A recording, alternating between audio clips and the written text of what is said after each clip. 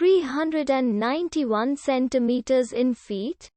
First of all, we need to know the value of 1 centimeter in feet. It's always 1 centimeter equals 0.03280839895 feet.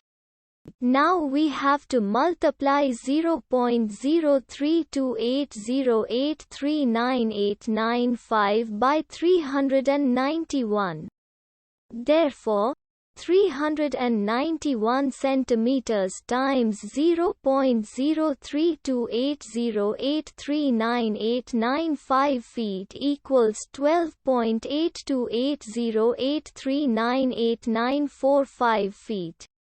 So, in other words, 391 centimeters equals 12.8280839895 feet. We hope you have enjoyed this video.